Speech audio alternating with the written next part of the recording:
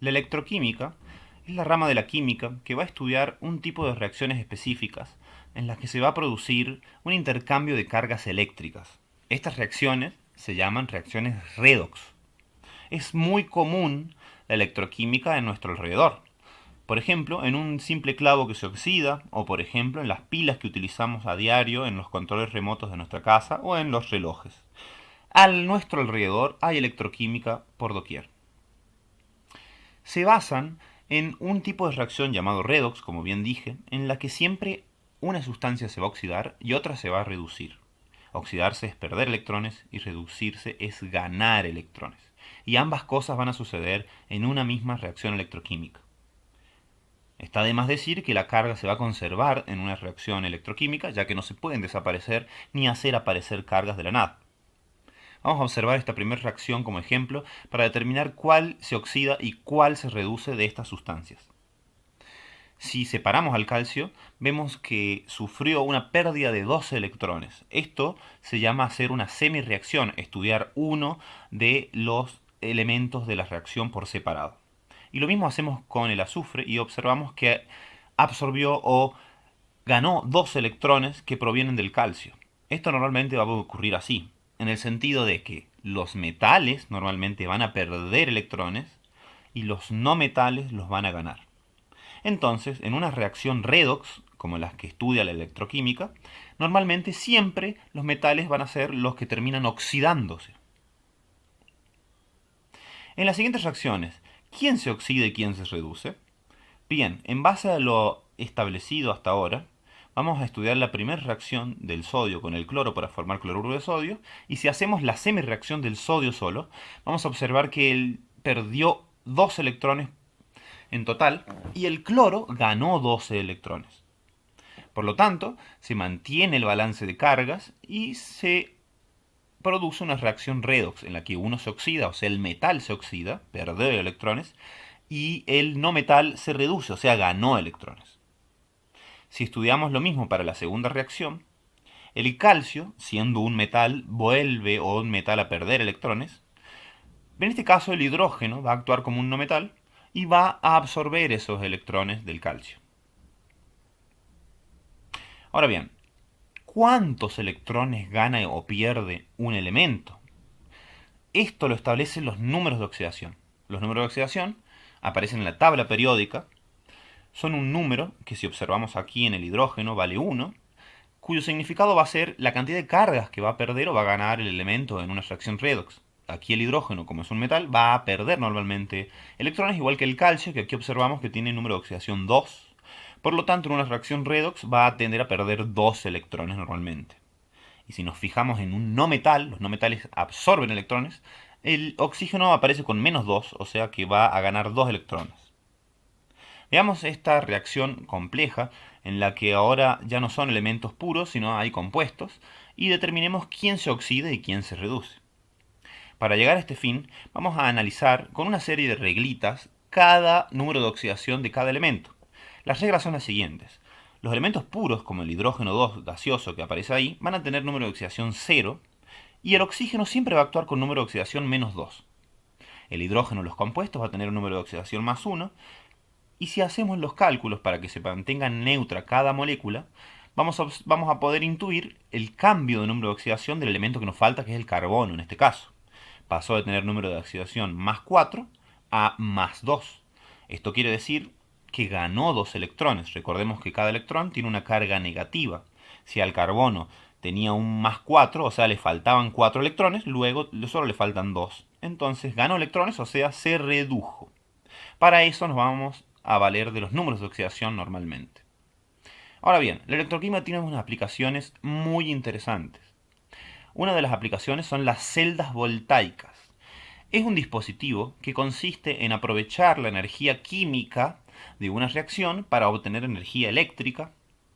Y aquí tenemos el ejemplo más común o más enseñado, que es la celda o pila Daniel.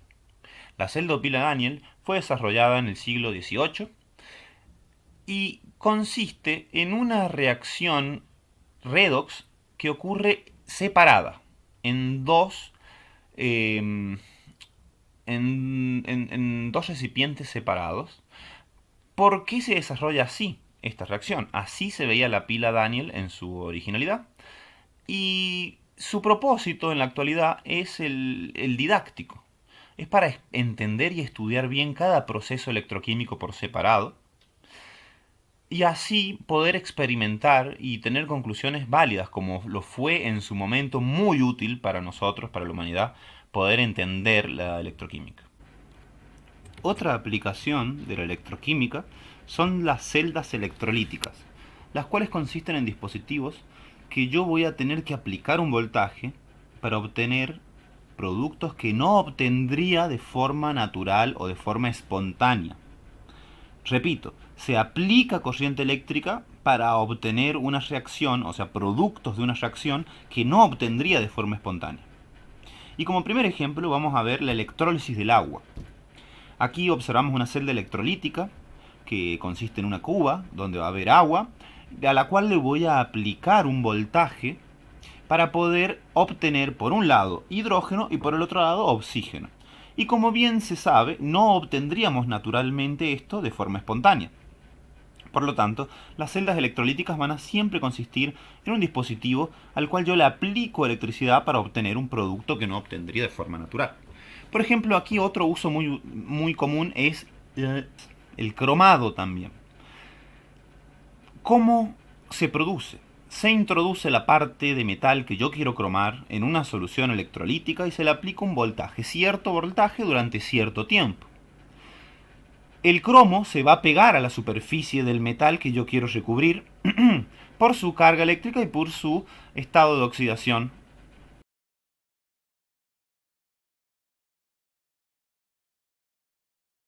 Como por ejemplo también puede ser la galvanización o el depósito químico. Ese es el término más técnico, depósito químico, porque alrededor de nuestro metal se van a depositar átomos del metal que yo deseo, porque tiene otras propiedades mecánicas o químicas. Por ejemplo, aquí en los cubiertos se los suele cubrir de plata, ya que la plata no se oxida de forma tan degradante como el hierro. Y justamente hablando de ello, aquí tenemos un caño de agua que es de hierro y el cual va a ser protegido por un ánodo de magnesio. ¿Por qué? Esta es una tabla de potencial de reducción, la cual nos muestra la tendencia de los elementos a reducirse, los elementos o compuestos a reducirse. En el medio está el hidrógeno y si vemos un poquito más abajo está el hierro. Todos los elementos que estén debajo del hierro van a oxidarse de forma más fácil. El magnesio se encuentra debajo del hierro, por lo tanto va a oxidarse más fácil en vez del hierro. Por lo tanto se le dice ánodo de sacrificio. Él se va a sacrificar, él se va a oxidar en vez del metal que queremos salvar. Esta técnica se usa mucho en la actualidad, por ejemplo en barcos, para evitar la corrosión y la oxidación del hierro. El hierro se corroe cuando se oxida, se desarma. Aquí vemos a la Estatua de la Libertad con su color original y vemos cómo fue cambiando con el correr de los años y las décadas a su estado actual o su color actual. El color actual se debe al óxido de cobre, el cual es el material del que está hecho el recubrimiento de la Estatua de la Libertad, pero si vemos por dentro tiene una estructura de hierro que se encarga de mantener las placas de cobre, pero si vemos sufrió una degradación con los años. Aquí se le colocó un material aislante entre el hierro y el cobre y ahora vamos a entender por qué. En la tabla de potencial vamos a observar que el hierro se encuentra por debajo del cobre. Esto significa que se va a oxidar con mayor facilidad, se va a oxidar más fácil que el cobre o frente al cobre. Y eso justamente es lo que ocurrió.